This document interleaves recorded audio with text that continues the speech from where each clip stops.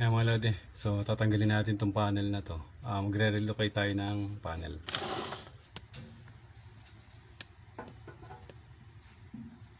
Ano yun na? Alin? Oo, tatanggalin muna namin dito sa ano.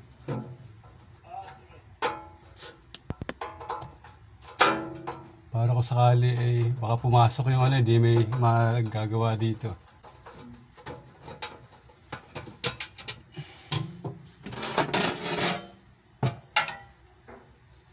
Mga lodi, mga lumang panel to. Kapal ano? Kapal lang ano eh. Kapal yung dating ano? Oo. Oo, kapal dating yung dating ano. Bigat eh. Yung sa amin ang lit-lit ang kapal. Di ba? May tinanggal na. Oo. Yun ang nilipis eh. Nakita ko yung sinasabi niyang plastic, no? Iba pala yung breaker niya. Oo, iba yan. Tama sa akin, pakaba ka. Maalin eh. Yung iba mahina ang alin. Mahinang klase ba yung iba?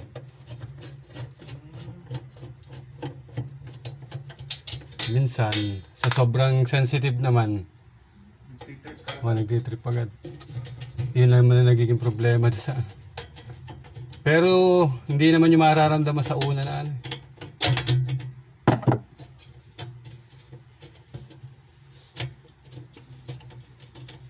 Inilagay ko dun sa kalumpang, ano yun. Parang copy lang din na ano. Patayin ko na lang main eye ito. Liit pala ng ano. Ano size kaya ito? Ito ilaw. May kaya sa atin, may paningin niya sabi. Nakaupo siya kung may detector.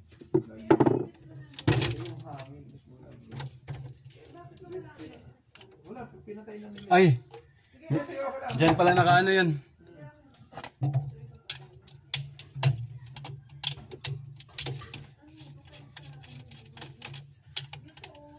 Okay, ito kayo sa airport. Ay, wala na ka pala eh.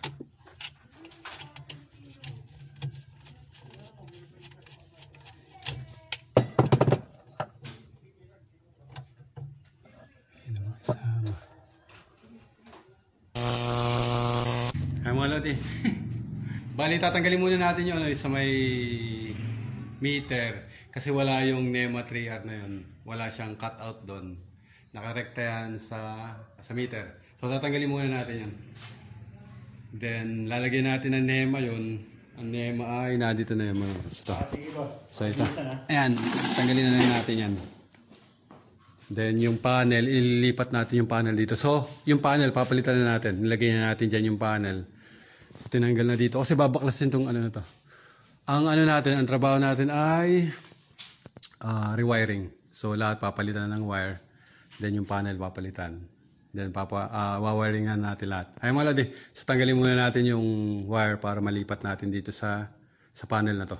Kahit temporary lang muna natin dito, lahat. Para lang kasi yun to, para mabaklas itong ano na to, itong portion na to, kasi babaklasin yan. So, magkakakopol naman yung magkakasama yan, magkakakopol sila.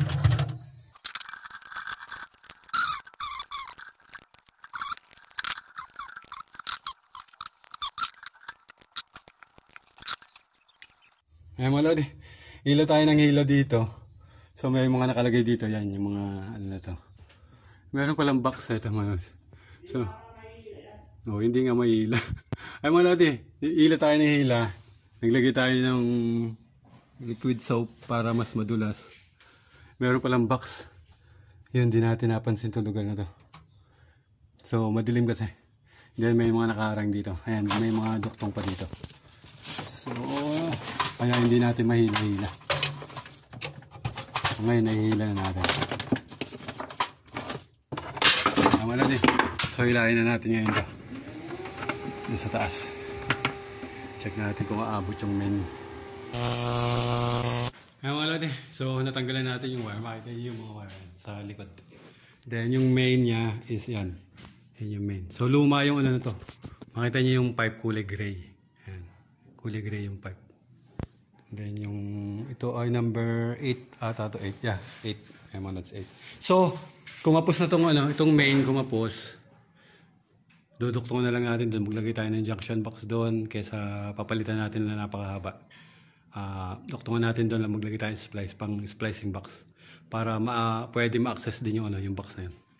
So yun lang yung magiging kapos niya, mga lods. Galing doon sa taas papunta dito sa baba.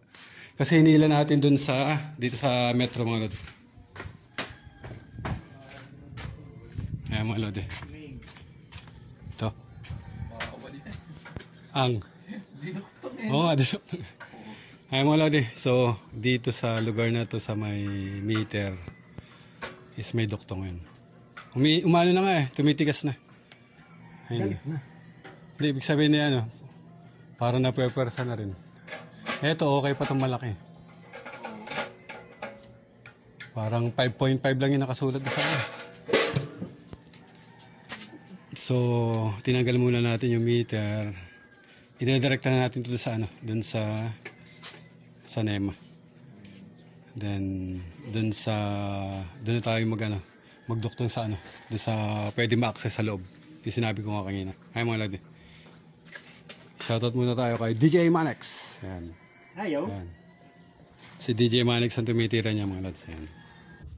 Ay mga lodi. So kinakasana natin ito itong mga breaker.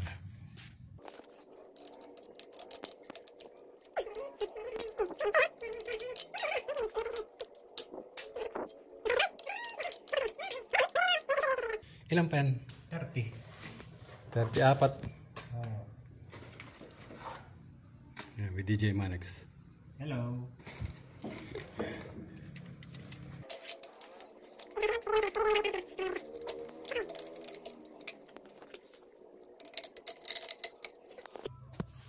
May natin. Then, dalawang ilaw natin ito. Then, outlet is 20 outlet. Hiwalay kasi yung rep, countertop, tsaka yung CO. Then, dalawang aircon, isang heater, water heater. Then, isa spare. Ang wala di. Okay na yan. Temporary natin ito mga ito para magamit natin. Then, ilalagay natin yung power. Para magkaano lang dito, magka-power muna. Then, tsaka natin lilinya na ng panibago. Para meron tayong may power tayo. Ayan wala di. So, ilalagay natin yung yung makikita nyo meron dun sa loob. Ito. Ito, yan. So, pumasok to sa loob. So, walang cutout box dito. Nilagay natin.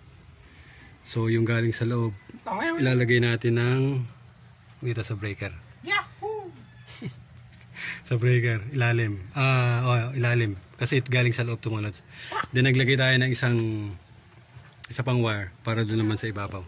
Line side ng breaker, so load side ng meter.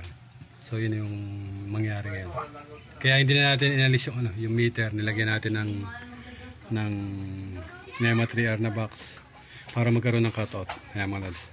Tapos ko lang ito para magkakurente sa loob. Ayan mga lods. So nilagay natin, naka-off na to. Nalagay na natin yung meter. So yung seal, ito yung seal. So ikakabit natin ng dati pa rin. Ito, hindi ko na napakita nung inano ko to. Ayan, naibalik natin yan. Kasi nilagay natin ito, isa na to. Then ito, pinilagay uli nung may-ari. So nilagay, kumbaga sa ito is existing to mga lods. Mga dating mga dating meter na yan. So pina-modified lang nila kasi walang cutout. Nilagyan natin ng cutout. So ayan mga lods.